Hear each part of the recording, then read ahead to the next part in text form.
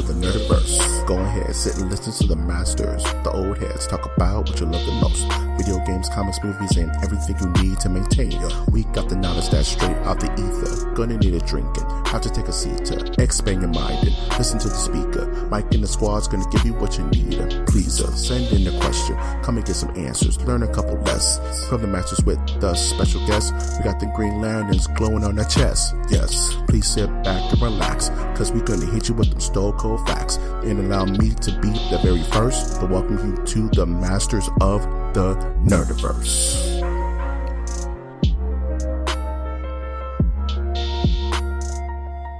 Welcome to Masters of the Nerdiverse, where we always have such sights to show you. This insane asylum of a podcast can be found on iTunes, Stitcher, Spreaker, SoundCloud, YouTube, iHeartRadio, Google Play, and of course, Spotify. I'm of course your host, Mike G, and with me as always is my cool, captivating co-host, my other host, Sans host. I don't know what the best designation for that is. My also host. I like that. Winter Trash Monk the Thizzer.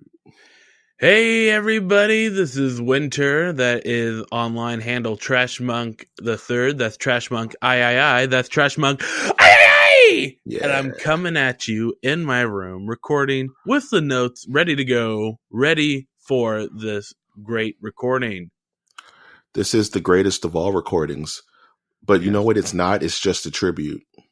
No, the first recording was the greatest recording in the world. But unfortunately, this is just a tribute. Okay. We don't need to get Tenacious D involved into this, all right? I was a fan for a while, but then, I was no longer 16.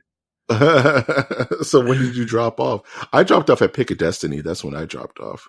Oh, I was into the before Pick of Destiny. Is that what you're trying to say? No, I'm just saying like that's where I dropped off. I was into them before then as well.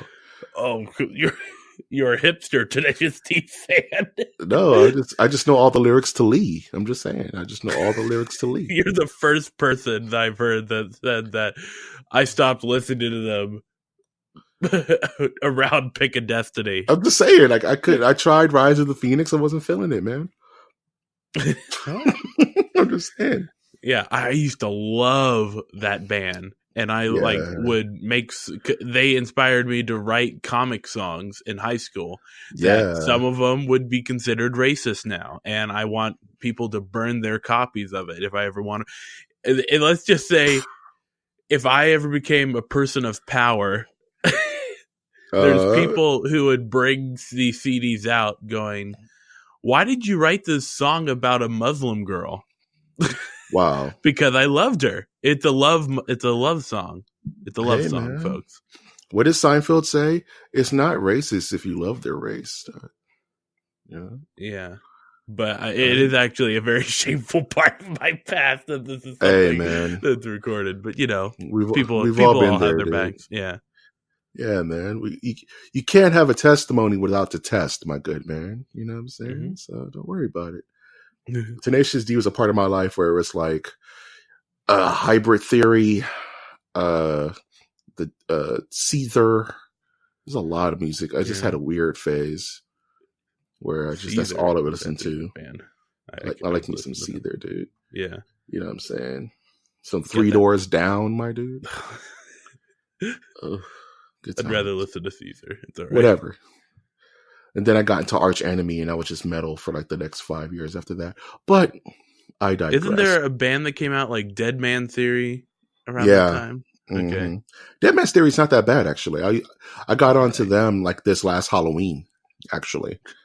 I was looking for some good spooky music, and I was listening to a lot of Dead Man Theory. Yeah.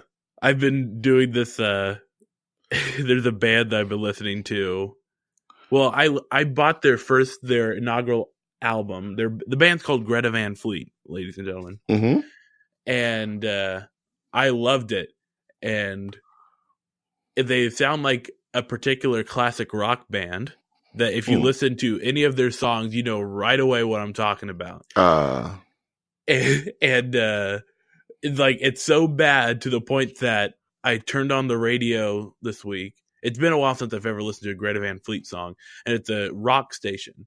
And a song comes on, and I'm like, oh, this must be Led Zeppelin.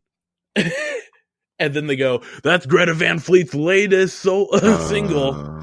You're the one that I want. Wow. Yeah. Yeah. I had the same effect with like Wolf Mother. It's like, you sound a lot like how dare you? How dare you? Music I really like. Wolf Mother is an institution. I love me some Wolf Mother, but you can't deny they wear their influences on their sleeve, my dude. Yeah, well, that's part of the stoner rock universe. I'm not mad at that. Yeah. Stoner rock, psychedelic rock, they all have to pay homage to the bands before them. Hey, man. And then as soon as they're done with that, that's the whole album. Right. And then we truly are the Joker and the thief. Hi-yo. What? Nothing.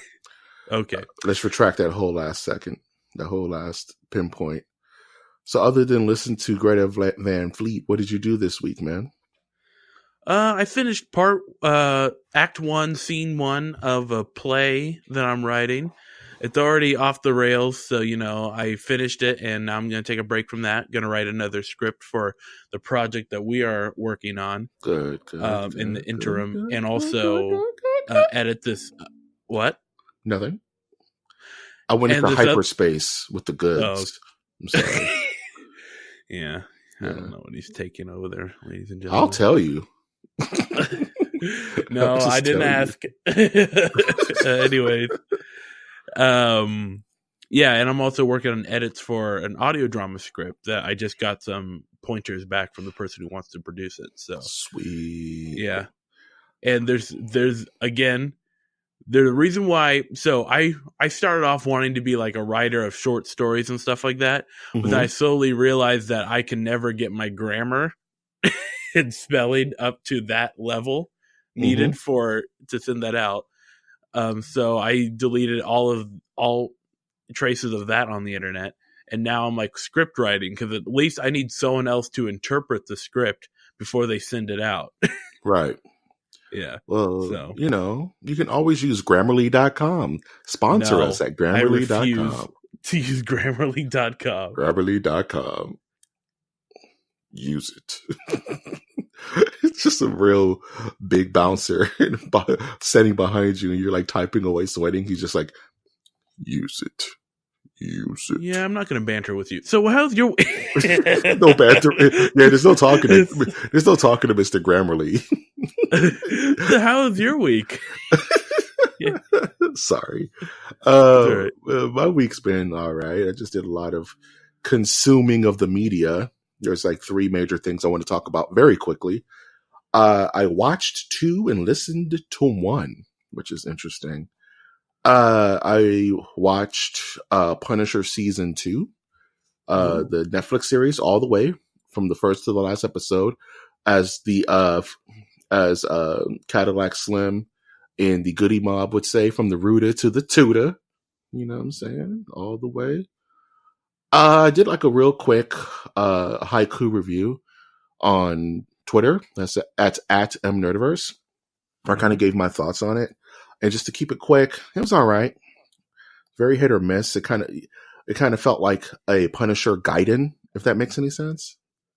Like, it didn't feel like it was part of any major storyline, or like a side story, like an episode. It felt the whole thing, all like 12, 13 episodes felt like one episode. It could have just been one episode. There were, the stakes were weird. The ending was a bit anticlimactic. No spoilers.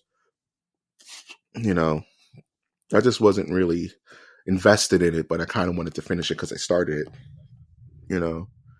And one thing I hate about the Netflix shows in general is that for Marvel stuff, you have decades of characters to interpret, to build on, you know what I mean?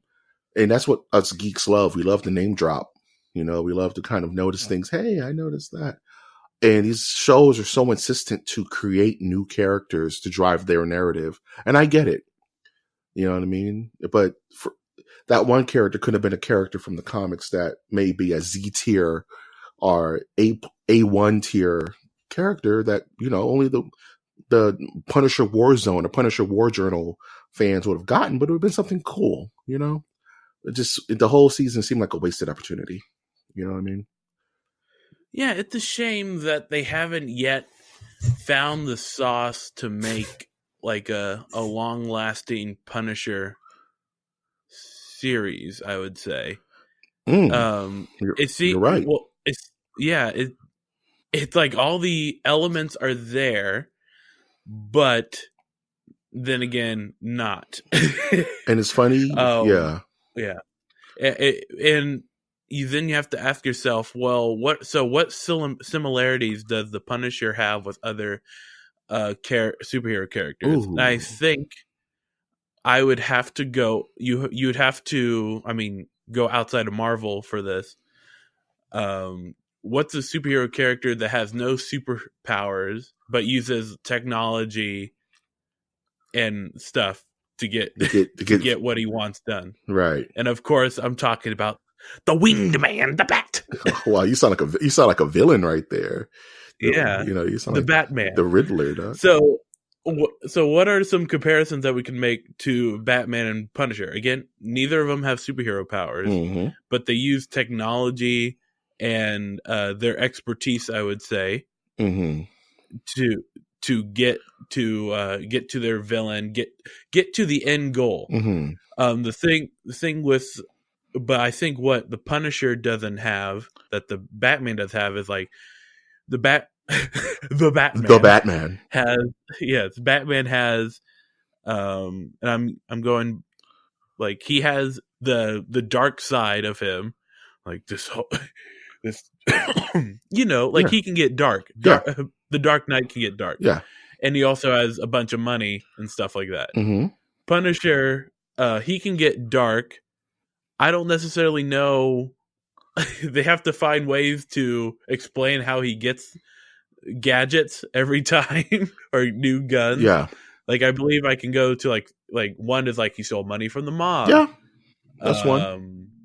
Yeah. And then the second Warzone, I don't even know how they explain that. Right. Warzone, we don't talk about Punisher Warzone, man, but but I hope the point's coming across that it's like there's like some things that like Batman can work on the big screen or like on televised sort of things, but it seems like the Punisher can't quite make it there yet. Or they haven't had the right director. And you said a lot of right. You said a lot of right and a lot to unpack. In the Batman Punisher, I'll start with the Batman Punisher comparison, where they're both men of conviction. I would say they're very dedicated to their causes. They're both considered criminals. They're both considered criminals, both considered vigilantes. One to a more crazier degree than other, because one has a code and they both have codes, but the codes are drastically different from each other. I think that Bruce is just as troubled and turmoiled as I would say Frank. I think they're equal in that case. The difference is that what Bruce did with his anger and his frustration versus what Frank did. You know what I mean? Right. Frank used his military training. He used his efficiency with weapons, his tactical know-how to literally create a war on all crime, a bloody war. You know what I mean? And and one thing about Frank that I think has a hard time translating is that Frank is like an onion with multiple layers, but it takes a really long time to peel them all back. And Frank doesn't have a villains gallery because no one lives. Exactly. Batman can run circles with the Joker until infinity because Batman just won't kill him. Right. And you can't really add like mystical or fantastical elements to the Punisher too much because it wrecks the character. It's like, how is he going to go against a Mysterio type character? Yeah. Or how does the Punisher fight like Dr. Octopus and just not kill him? You know what I mean? Like, Yeah. Just load a RPG and blow his face yeah, off. and that's another weird thing about the Punisher is that unlike Batman, who fits just well with his Justice League, with DC Comics, you know what I mean? The Punisher doesn't fit in Marvel Comics. You know what I'm saying? Like, Right. you have your Spider-Mans, your Captain Americas, your Iron Mans, your Thors, who are all these fantastical, pseudo-grounded heroes. But then you have Frank, who's just a man on a mission, who is not Right. messing around, who just sticks out like a sore thumb, and everyone hates him. There was one moment, and I'm going to get off this just because I want to use a good segue you gave me. There's a moment in the comic book version of Civil War where the Yeah. Punisher kind of is helping out Spider-Man because Spider-Man is fighting off, I think, Jack-O-Lantern and another Z-tier hero. And Spider-Man's trying not to kill them, but these guys are working Spider-Man over. And the Punisher just kills them, like just he punishes them. And he takes Yeah. Spider-Man back to like their little base, and Captain America finds out. I was like, so what happened to the villains? He was like, well, they're still in the sewers. So I left them where I left them. And Cap just proceeds to beat the crap out of the Punisher. They're like, what is see this? He's like, this is why we don't invite you to anything, Frank, because you always step over the line. He's like, aren't you going to fight me back? He's like, I would never fight you, Captain America. I love you so much. It's like this weird wrinkle to the Punisher. Like, he just doesn't fit anywhere, especially in the Marvel universe, because the moment you put him with these fantastical heroes, he becomes a villain in a weird way. You know, that's one thing I like about Frank. But something I listened to that has really crazy parallels to characters that really don't fit with the Marvel universe or with comics. I listened to the Stitcher podcast, the audio podcast for Wolverine. I think it's called The Long Home. Have you listened or heard of that, Winter? Yes, it's excellent. It's excellent. I enjoy it. Yeah, let's talk about that for a second before we go into the news, because I don't want this to go too long. But I listened to the whole thing over last week, and my only gripe with it is that it's a bit of a slow burn. You know what I mean? Yeah. You have to be invested to pay attention.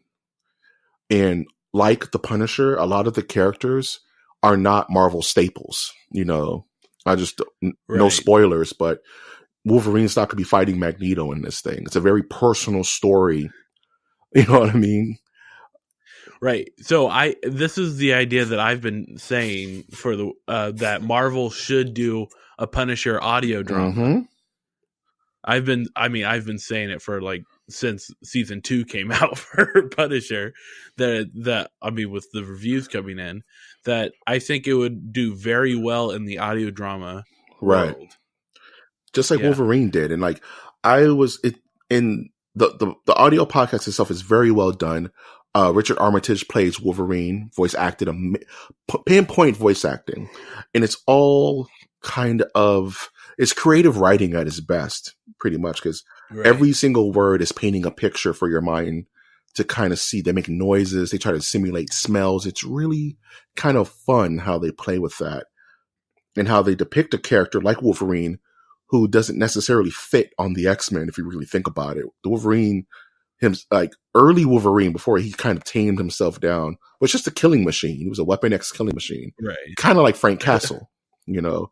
These claws aren't for show, you know what I mean? Like, he's cutting through people, and that doesn't fit with the Jubilee, you know what I mean? And Cyclops and, you know, the rest of the X-Men fanfare. But what does this audio drama do that this season of Daredevil doesn't is that they kind of focus on one story. They focus on kind of one plot line, or one major plot line, and then there's a secondary plot line with some kind of cult. You listen to it, right? Yeah. Yeah, you know, the side story of the cult and the agents, and it's all kind of fun. It's all its own story, and Wolverine's kind of like on the periphery of it. It's not really about him. It's about, you know, the town he's in. It would be tough to have if Wolverine was going to be front and center for the whole thing to keep the show going. Yeah. Because again, like his his superpower, I mean, his mutant abilities, you can somewhat fit it into the soundscape because you can get the sound of his The claws snicks coming out. and the Yeah. gruff of his voice and his low hum of a growl. It's all there. Yeah. And I would recommend anyone to listen to it. It's really good stuff. It's something different. It's a different way of reading a comic book. You know what I mean? And I'm curious to see if they do a season 2 of it, or like you said, do another hero, do Punisher, do Iron Fist. There's a lot of characters that can benefit. Well, let's not get carried away there. Let's not get carried away. Iron Fist has had its day. Guys, check out the graphic novel written by it was the artist by David Aja, and it was written by Brubaker. It's the Immortal Iron Fist run. It's amazing. So one of the reasons I like the character way before they ruined him on Netflix. Speaking of things that might get ruined, you want to go into? There's one more thing I did want to talk about really quick before we go into the news. Is that I watched the documentary about the Fire Festival. Do you know anything about that? Oh, yeah, Internet Historian YouTube. Oh no, it was a Netflix series, a Netflix documentary about the fire. About really? What was I thinking of? I don't know. You know, this is about the Fire Festival with Ja Rule, and kind of that happened like a couple of years ago or a year ago. It went super nuts. It was like, oh man, I could talk about that on another show. They have that on Netflix. Yeah, check it out. It's called Fire. It's a full documentary about this kind of festival that this tech company Starter was trying to get off the ground, and how the entire thing was a manipulation from the jump. And it's just like one of the most fascinating watches I've watched in a while. Like, I would definitely recommend it. So, yeah, I didn't know about the Netflix documentary, but there is a YouTube video by a channel called Internet Historian that also goes through it. Oh, so yeah. He also covers the Rainforest 2015 and Coney 2012. So yeah, check it all out. It's fascinating stuff. Let's get into this news. It's time for the news with your weatherman, Trash Monk. It's gonna rain. It's gonna rain. Okay. Yeah, we got to work on a news jingle together. Oh man. We're gonna have to, or just if you have a jingle for us, send it. Yeah, maybe send it to mastersofnerdversecast@gmail.com or DM us. Yeah. We could be like Comedy Bang Bang. Like, now it's time for the plugs, and now the plugs, and we just do 2 hours of reading off donations. One day, my friend, one day. Yeah. Speaking of things that may need donations, apparently. Unsolved Mysteries is getting a reboot on Netflix.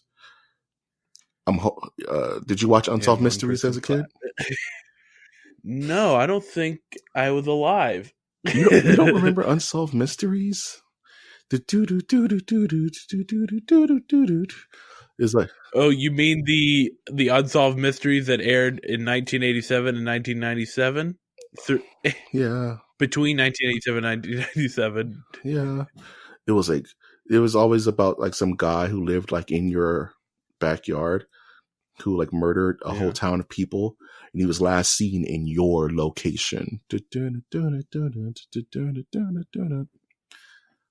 Well, they're rebooting it, and I'm hoping it has like a making of the murderer feel, like a crime documentary, because like Unsolved Mysteries was one of the first shows to kind of do that.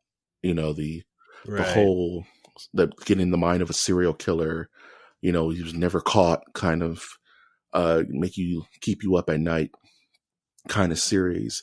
I mean, they're a dime a dozen now. There's whole channels. Yeah, it sounds interesting. Yeah, I'll definitely watch it. I wonder who they're going to have host it. Jordan Peele. He's doing everything else. It's just like, I have nothing for that. I have nothing for that. Yeah, he can recount all the fatalities, that the Sandusky Shovel Slayer did back in 1995 and was never caught. I wonder how many Yeah. unsolved mysteries there have been since 1990 till now. Probably a lot. Or not as many. Hmm. I don't know. With technology, you think it's Joel McHale. Just get Joel McHale. Well, he needs some money, people. give him He money. hasn't. Yeah. Like, do you think that committing a crime or even committing murder is harder or easier given today's technology? It's probably easier to commit the crime, but also easier to get caught. I'm thinking it's easier to get caught, right? Because I mean, there's a camera on every corner. Yeah. People take phones, Yeah. like internet, all types of crazy stuff, right? Yeah. But I can't stress how easy it is now to commit. Well, yeah, because people just get a gun. Okay. It's real crazy out there. Be safe, everybody. Like last week, I was doing this. Dang. Anyways. No incriminating ourselves on our own podcast, okay, Winner? Yes. That would finish me. That would finish you because we didn't cause any fatalities. Unlike the Mortal Kombat 11 gameplay trailer There you go. That dropped over this last week, showing off a bunch of Mortal Kombat 11 stuff. Yeah. I like Raiden's fatality, the one where he explodes, he like chops the pieces up and then melts them together. Man, mine's was the Baraka fatality where he literally just rips the front of your face off with his hands. Mortal Kombat's back, everyone, and there was this real big howdy do in Los Angeles last week, a reveal party, and they invited a bunch of quote unquote influencers and cosplayers. It was a big fun. Funhouse was there. Maximilian Dude was there. A lot of cats was there. And they showed off a bunch of stuff. Characters such as Sub-Zero. I mentioned Baraka is back in the series. So is Scarlet from Mortal Kombat 9. They showed off the graphics, which look immaculate. This is like one of the best looking fighting games of all time so far. It just looks great. I'm not going to go into too much fighting game techie stuff. It just, from the looks of it and from what people are saying who got hands on of it, it just looks a bit heavy. They've removed the run, so it's going to be harder to get in on people, but there's also going to be like a footsie based system now. There's a lot of customization that they've gotten from like Injustice 2, but it's not as restrictive. So hopefully that won't be too much of an effect on the FGC, our tournament organizers, to kind of put all that together. And the game looks nice. I love Mortal Kombat, so I'm actually going to probably play some Mortal Kombat 10 later tonight. So just to get hype. So I'm really curious to see what they do with this version of the game. Yeah, man. Get hyped. Get hyped. And of course, you guys know I'm going to rep that Sub-Zero. Oh, yeah. So get and definitely check out YouTube. There's tons of reaction videos and walkthroughs and gameplay footage. So if you want to check it out, be our guest. And if not, you just want to wait till it drops in like April, then you can definitely just wait. And you're going to be pleasantly surprised because the game looks absolutely stunning. Speaking of stunning people, Anne Hathaway is going to be playing the Grand High Witch in Robert Zemeckis' The Witches adaptation, which I'm excited for because The Witches is one of my favorite childhood movies of all time. Did you ever watch The Witches, Winter? Don't ask me that. Is the answer no, my good man? I'm pretty sure I did not. Oh, it's set in England. There's like this witch. Is there something about rats? Yes. Okay, yeah, I saw it. It has Angelica Houston, and it's about this kind of like witches conference, and they turn this kid who's like snooping around into a mouse, and he has to like solve crimes as a mouse and blow up their whole kind of witches syndicate. Was the original? And Rowan Atkinson is in it, folks. I love me some Rowan. Mr. Bean. I love me some Rowan Atkinson. Did you know he's like brilliant or something weird? He's supposedly super smart or something dumb. Yeah, I wouldn't doubt it. So, they're remaking Witches. I'm kind of nervous because I hope they just go from they don't try to remake the movie, but try to do something different with the original Roald Dahl adaptation. The Right. story. I love me some Academy Award winning Anne Hathaway. So kind of curious to see how they doll her up to be the Grand High Witch. I just hope it's more practical effects than CG. I hope it's not so much CG. They always ruin these films with way too much CG. Yeah, like I picture like massive like mist CGI. Yeah. Like abracadabra. Wingardium Now we're at. Leviosa, and then just purple smoke comes out, and it's all CG. So, I hate CG so much. Pro tip: CG is a spice, not the main dish, ladies and gentlemen. Right. Never forget that.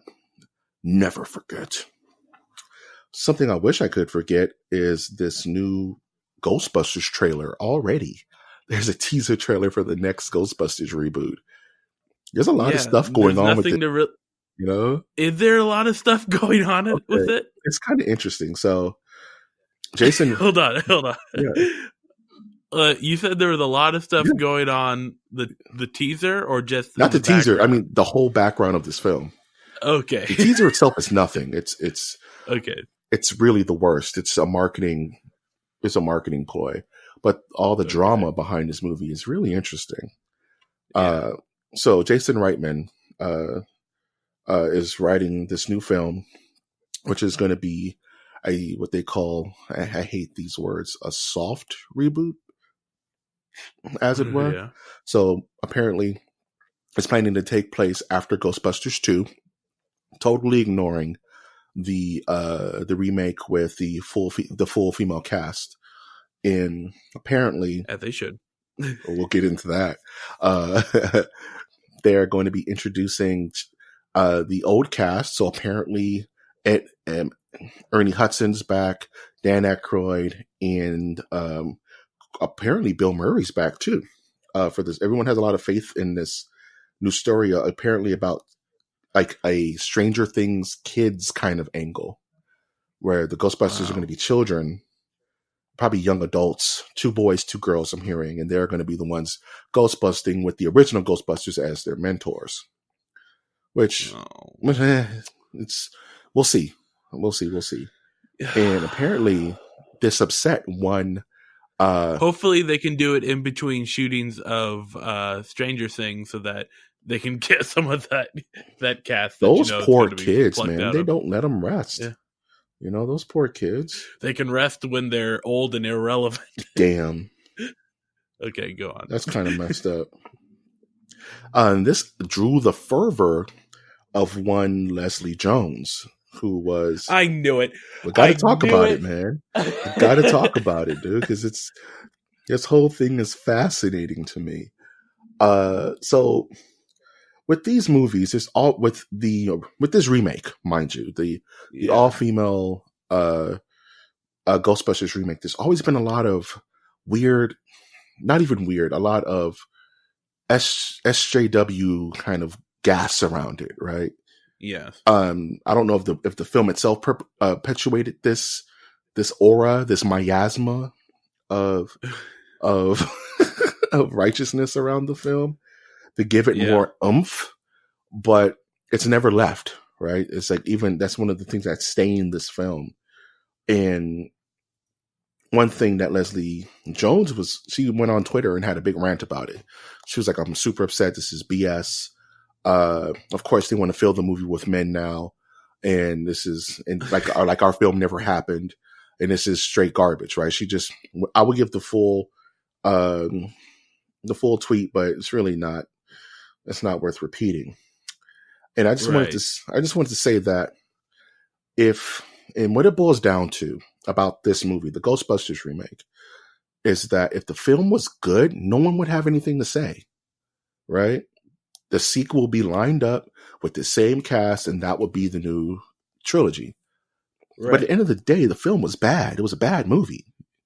You know, regardless of its agenda.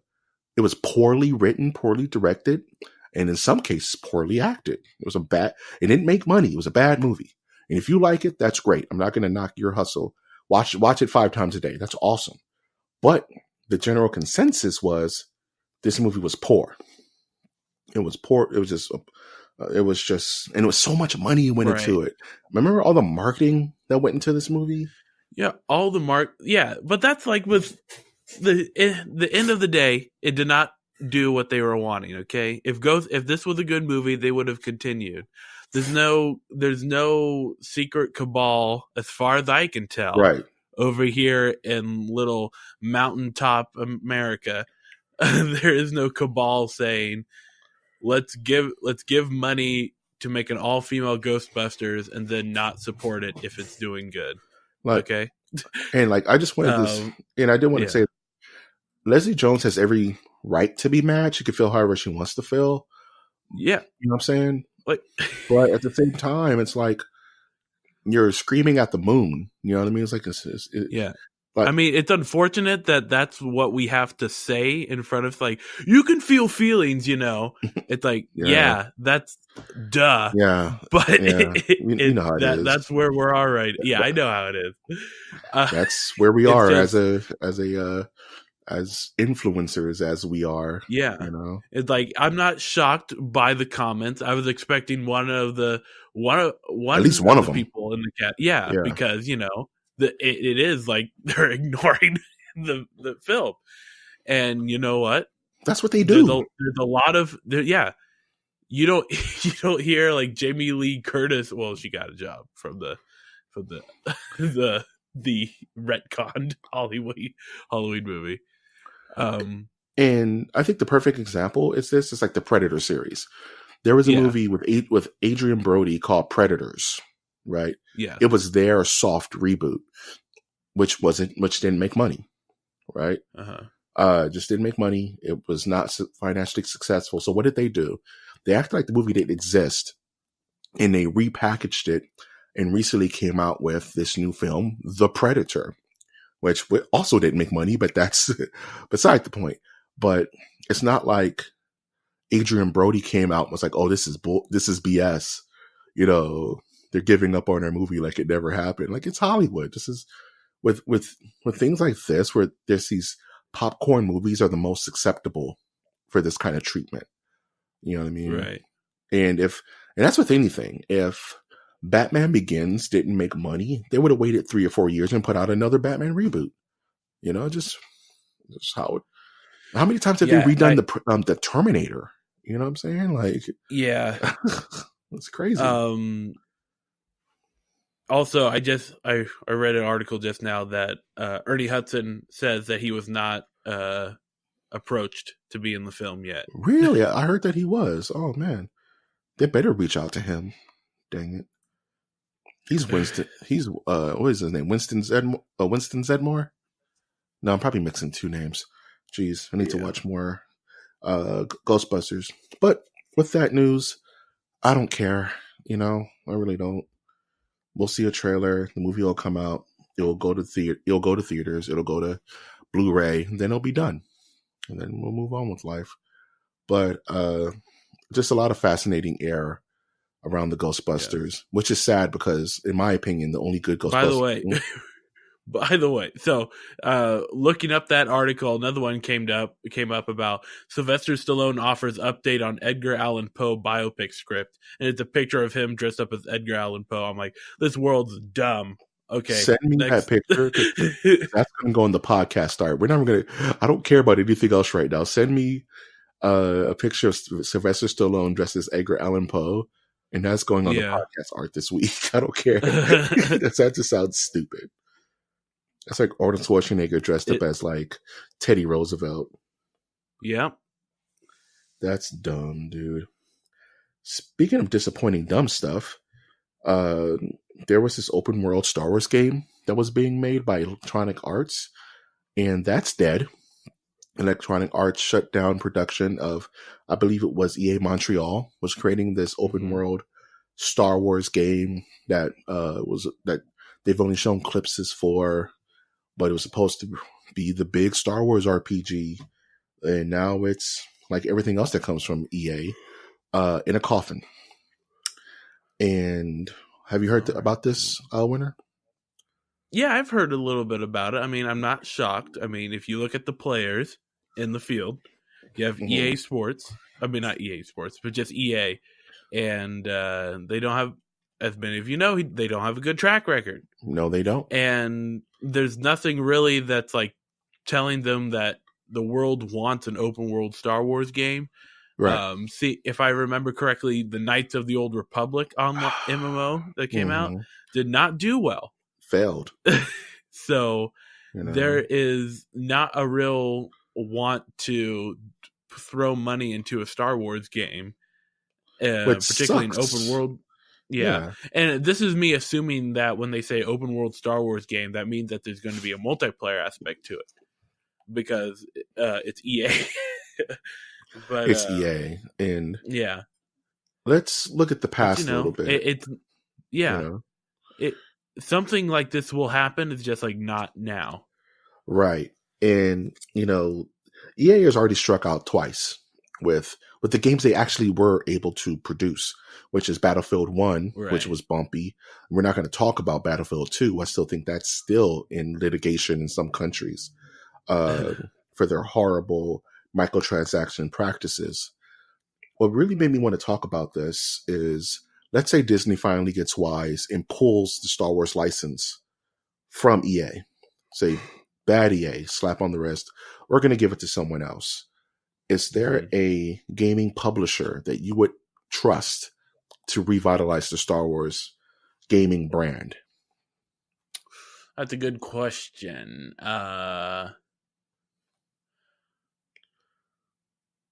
The thing is, I think that that's a loaded question because each developer that I can think of has their own issues. Mm-hmm. Nobody's perfect, man. Right. Mm-hmm. So I can't. EA just happens to be the biggest one in the news right now. Right. And you can't go too far down the list because then you're giving Star Wars to this small company. Right. Yeah. And that Star Wars, like, I just sprung this question on you, but I've had time to think about it. Yeah. And I kind of want to sell you on who I would give it to. Okay. And when I'm thinking about it, I would prefer to give the Star Wars license to Sony Interactive. Interesting. Give it to Sony for a couple of reasons. One, I think Star Wars is best digested in a storytelling capacity and not like a shooter capacity. You know what I mean? Star Wars is all about its stories and its world building. And who's doing that better than Sony right now? I mean, we had Spider-Man and God of War come out. Yeah, that's true. And they're amazing. Also, Sony and Disney already have a Square Dog. Square would be a good one too. No, that's Square. I'm thinking of Naughty Dog. Sorry. Oh, Naughty Dog. Naughty Dog. Can you imagine if Naughty Dog did a Star Wars game? Come here, Leia.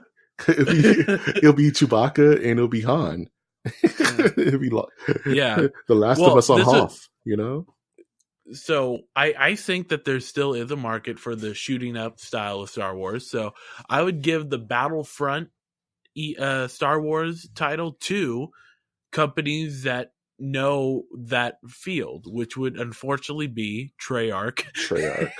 Activision.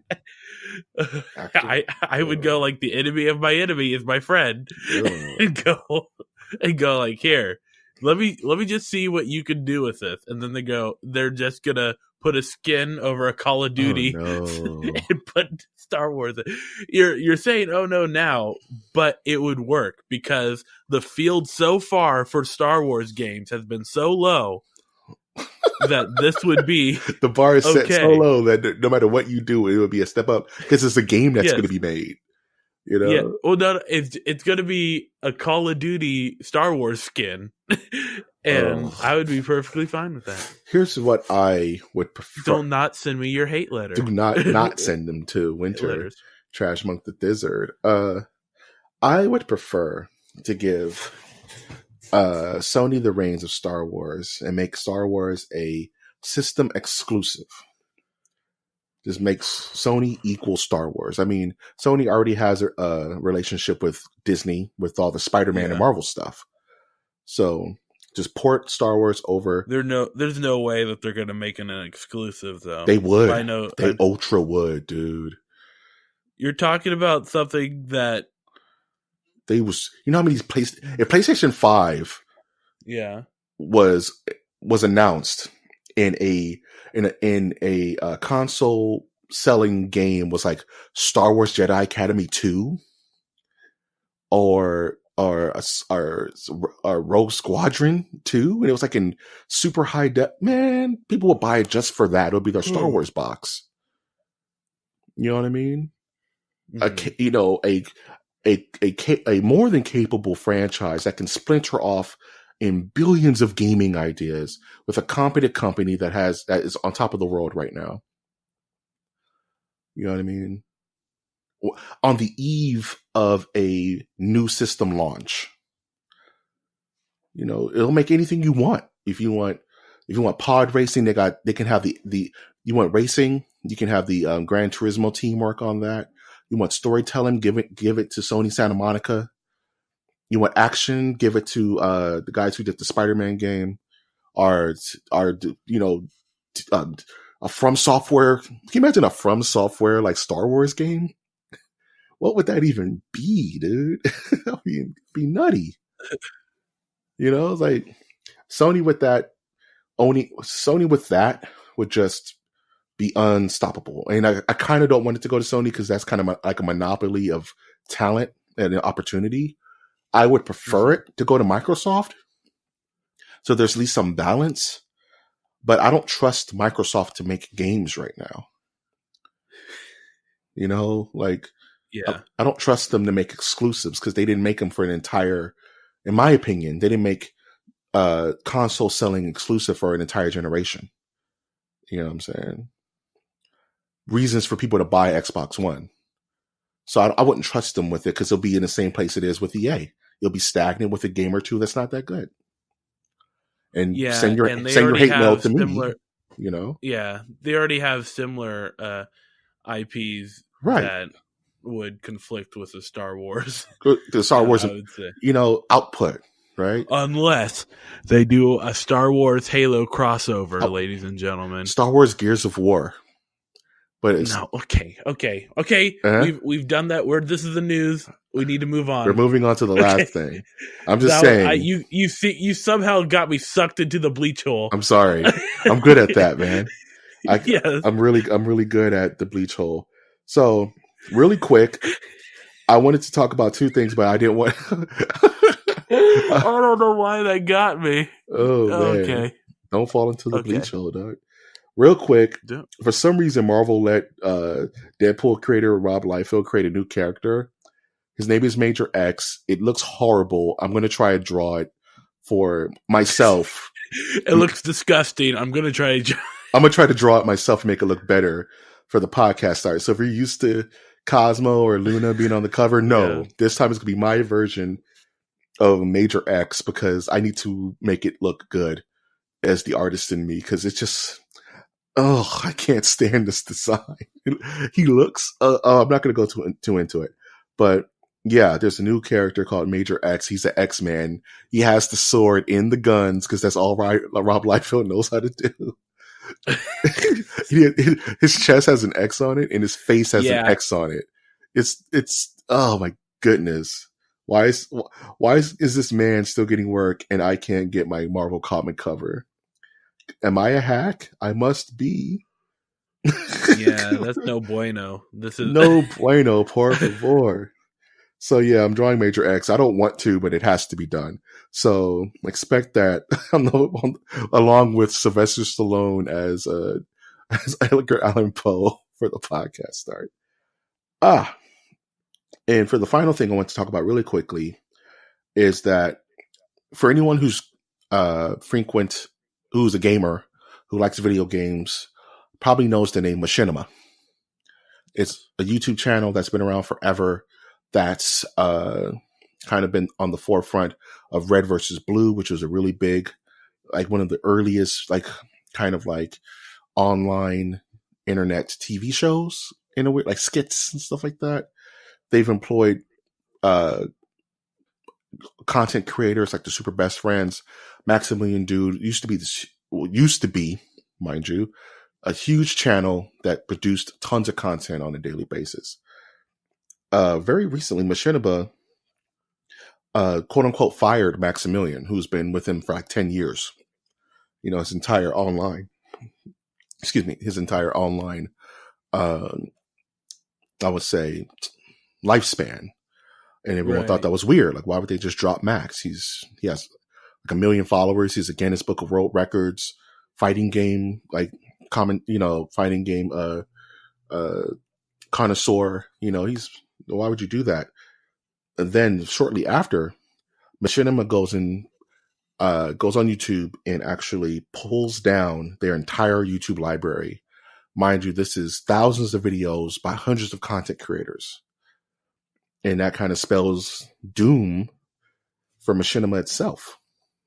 And I just wanted to take a second to kind of talk about, the lifespan of these companies. It's kind of interesting, like how YouTube has changed so much that these companies that were thriving can no longer subsist on the YouTube guidelines that have suffocated so many content creators. You know what I mean? And maybe that's not even the reason.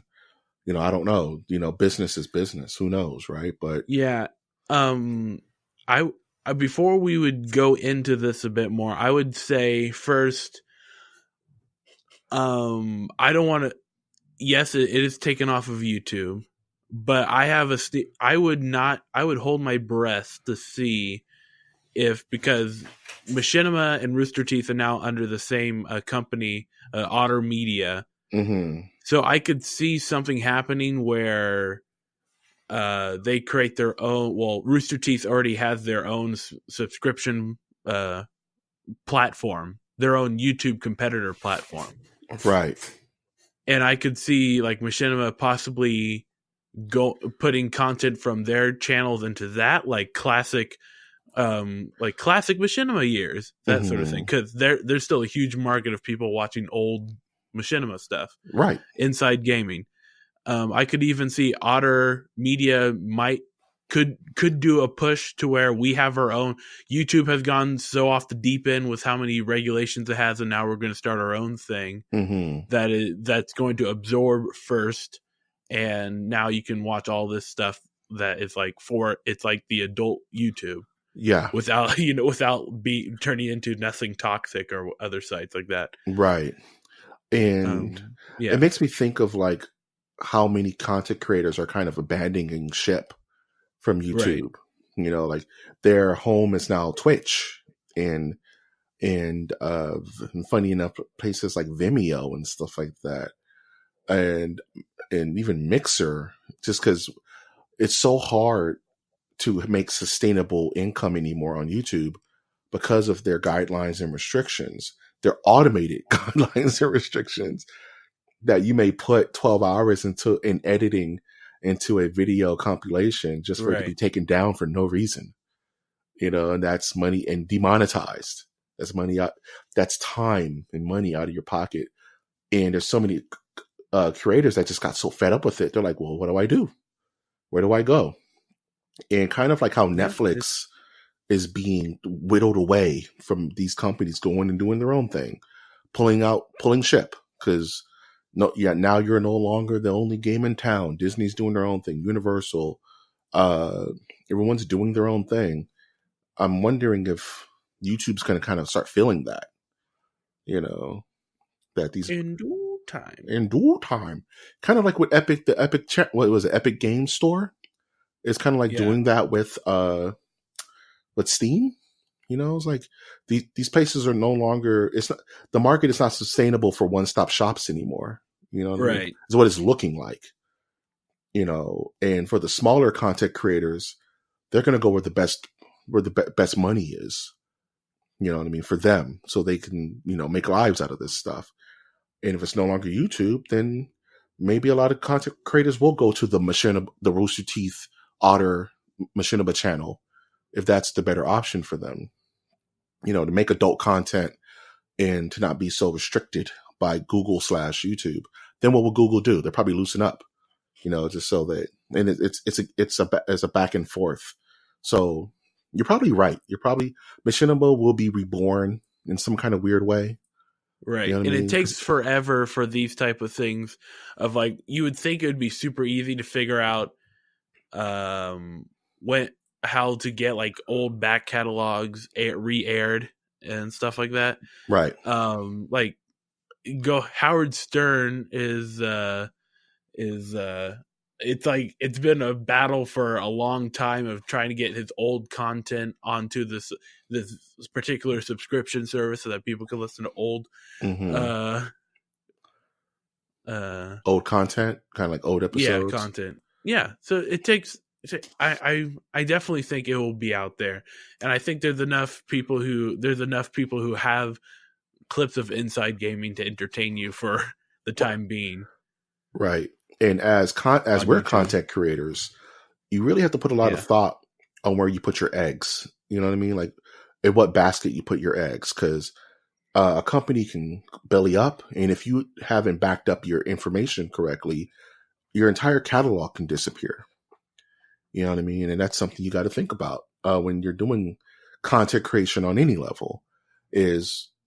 Do I have a place where all this is housed? Do I have my original cuts? Is it in my name? Do I own it? You know what I mean? Because for Machinima, I bet you there's a lot of content creators whose complete backlogs are now in jail. You know what I mean? Under lock and key until they figure it out, if they ever figure it out. You know what I mean?